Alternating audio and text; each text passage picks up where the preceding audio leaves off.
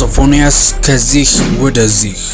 ይሄ ታዋቂ የቱርክ አክተር ደግሞ ከዚህ ወደዚህ ራሱን ሙሉ በሙሉ ቀይሯል። ድንገት ጾታውንና ሙሉ ማንነቱን ቀይሮ መላውን ዓለም ያስደነገጠው በእኛ ሰፈር ድራማ በአስፈሪ ገጸ ባህሪ የምናውቀው የአህመት መሊህ አስገራሚ ታሪክና የጋዜጠኛ ሶፎንያስ አስደንጋጭ የህይወት ምስቅልቅል። ለመሆኑ ጾታን እንዲመቀየር እንደምን ይቻላል? ከታዋቂነት ማማ ጀርባ የተደበቁ ሚስጥሮችስ በአንድ ጀንበር ሲጋለጡ በአካልና በአእምሮ ላይ ምን አይነት ከባድ ቀውስ ያስከትላሉ? የሚሉትንና በውስጣቸው የሚመላለሱ በርካታ አጓጊ ጥያቄዎችን ሳይንሳዊና ስነ ልቦናዊ እውነታዎችን በመፈተሽ ዛሬ በዚህ ቪዲዮ በጥልቀት የምንመልሳቸው ይሆናሉ። አዎ፣ ዝናና ክብር የአንድን ሰው ህይወት ሰማይ ሊሰቅሉት ይችላሉ። ነገር ግን ከዝናቸው ጀርባ የተደበቀው ሚስጥር ሲወጣና የማህበረሰቡ ቁጣ በአንድ ጀንበር ያንን ሁሉ የክብር ማማ ካፈር ይደባልቀዋል። በሚሊዮኖች የሚወደዱ በስራቸውና በሙያቸው ለብዙዎች አርአያ የሚባሉ ዝነኞች ከህዝብ እይታ ጀርባ የሚኖሩት የተደበቀ ማንነት በድንገት ሲገለጥ እጅን በአፍ ማስጫኑ አይቀሬ ነውና ዛሬ በምንወደው የቱርክ ፊልም ላይ በሚያስፈራና በሚያስደንቀው በትወና ብቃቱ የሚታወቀውን የችኩሩ አሊያም በእኛ ሰፈር ድራማ ላይ ቲምሳን ሆኖ ሲጫወት የነበረውን የአህመት መሊህንና የጋዜጠኛ ሶፎንያስ ዋሲሁንን እውነተኛና ልብ አንጠልጣይ ታሪክ ጎን ለጎን እያነጻጸርን የምንመለከት ይሆናል። ይህ ጥንቅር ስለ ዝናና ስለ ማንነት ብቻ የሚተርክ አይደለም። በጥልቅ የተደበቀ የግል ፍላጎትና የህዝብ ባህላዊ ሴቶች ሲጋጩ የሚፈጠረውን አስደናቂ የስነ ልቦና ቀውስ፣ የሰውነት መዛባትና በአንድ ጀንበር የሚመጣን ከባድ መገለል የምንዳስስበት ልዩ ጥንቅር ነው። እጅን በአፍ የሚያስጭነውን የዝነኞቹን ታሪክ በዝርዝር ልናስደምጣችሁ ነው። እናንተ ብቻ እንደተለመደው ላይክ እና ሰብስክራይብ የሚሉ ነጭና ቀይ ቀለሞችን መታ እያደረጋችሁ አብራችሁን ጥቂት ስለቁም።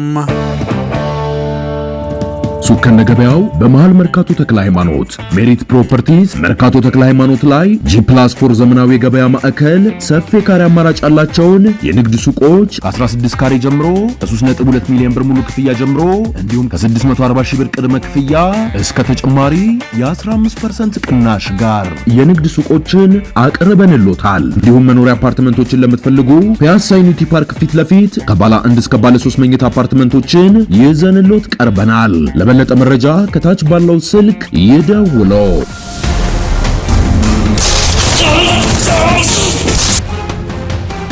ይህ ደፋር ታሪክ ሰሪ ዛሬ እንዲሆነ ቢባል ማን ያምናል?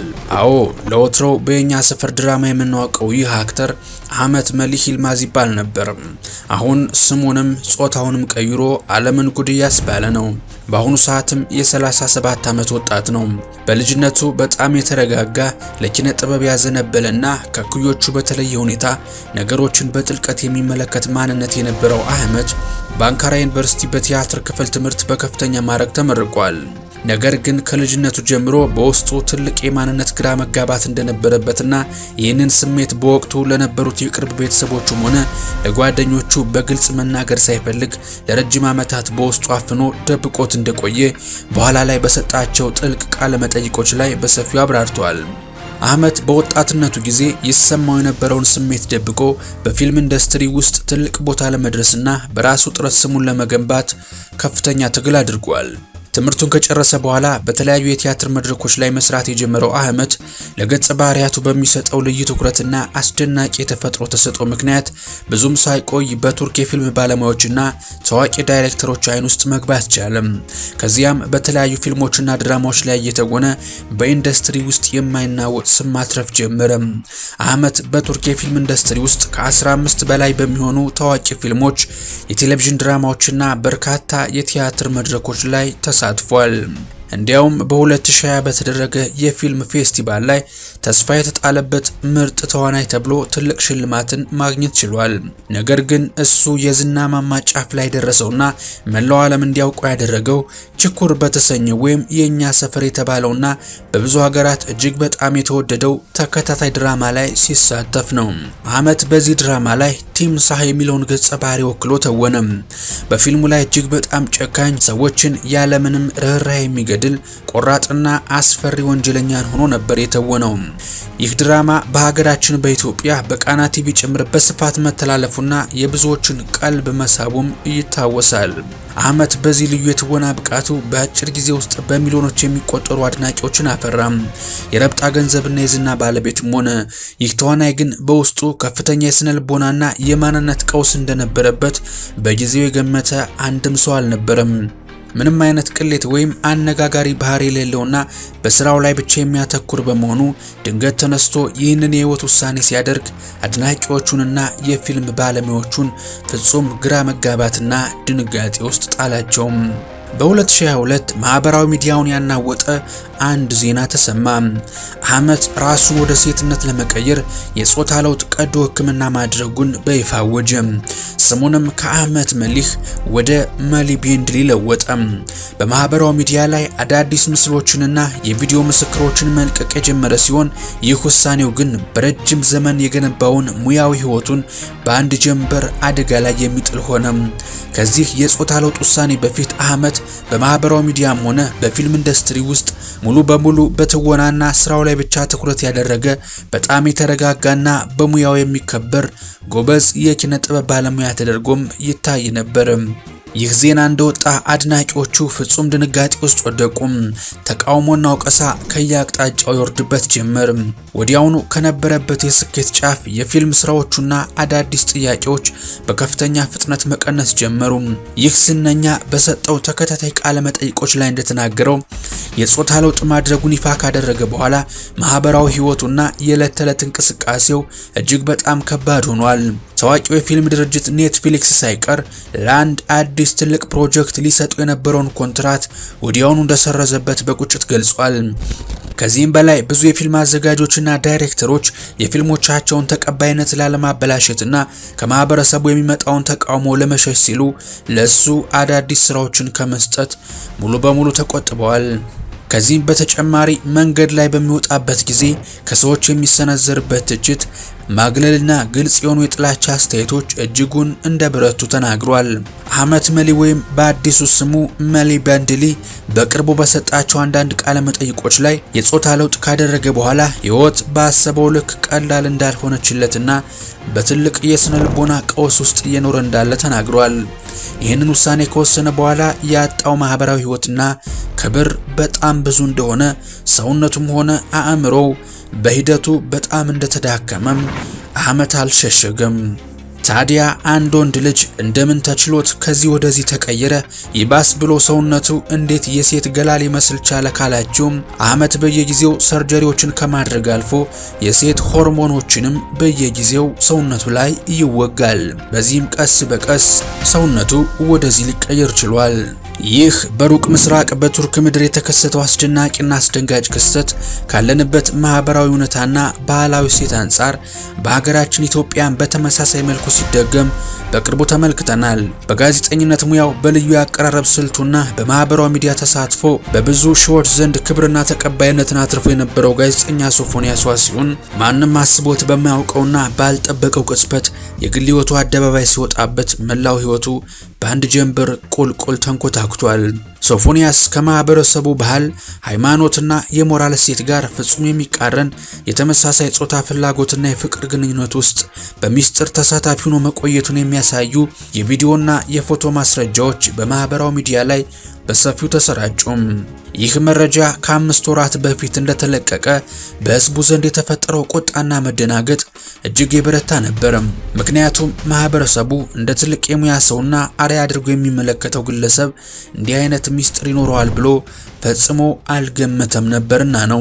ይህንን ተከትሎ በማህበራዊ ሚዲያ ላይ የሚሰነዘረው የትችት ማዕበልና ውግዘት ወደ እውነተኛ ህይወት በመቀየር ሶፎንያስ በአካባቢው ሰዎች አካላዊ ጥቃትና ድብደባ ደርሶበት ከባድ የአካልና የአእምሮ ጉዳትን አስተናግዷል።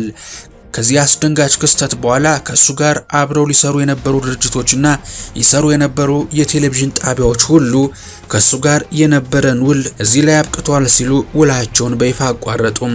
ከዚህ አስደንጋጭ ክስተት በኋላ ለበርካታ ወራት ከማህበራዊ ሚዲያም ሆነ ከህዝብ እይታ ሙሉ በሙሉ ተሸሽጎና ጠፍቶ ለመቆየትም ተገዷል።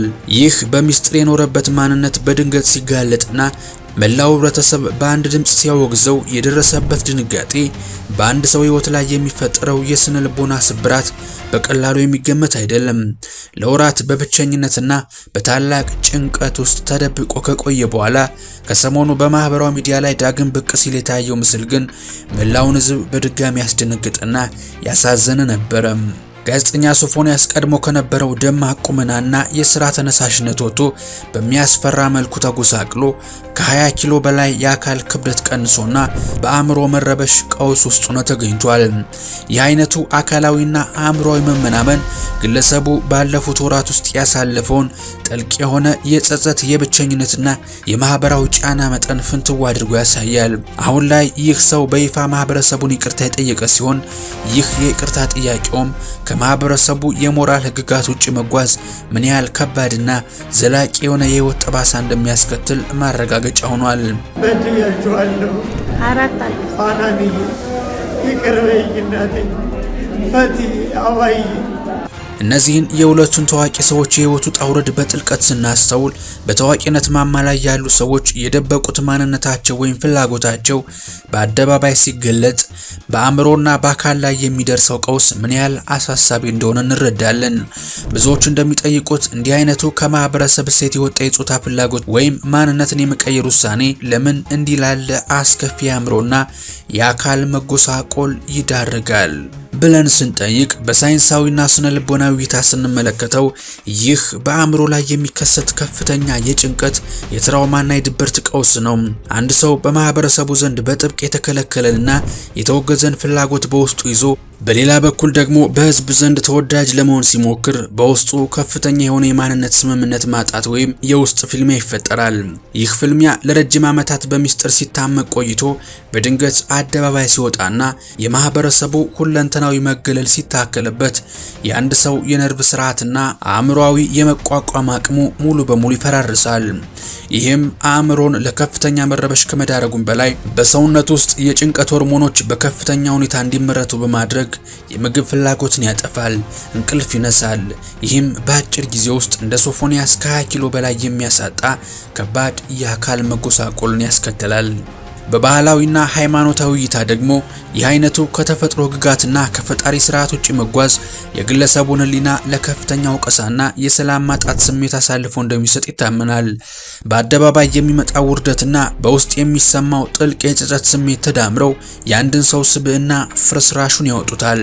በእኛ ሰፈር ቲም ሳኑኑ የምናውቀው አህመድ በየቀኑ በሚወስደው የሆርሞን መርፌና በብቸኝነት ስቃይ መማቀቁ እንዲሁም የጋዜጠኛ ሶፎንያስ በአጭር ጊዜ ውስጥ መጎሳቆሉና ይቅርታ መጠየቁ የሚያሳዩ ነገር ቢኖር ከማህበረሰቡ እሴትና ከተፈጥሮ ውጪ የሚደረግ ማንኛውም ጉዞ ፍጻሜው ታላቅ የህይወት ኪሳራ መሆኑን ነው።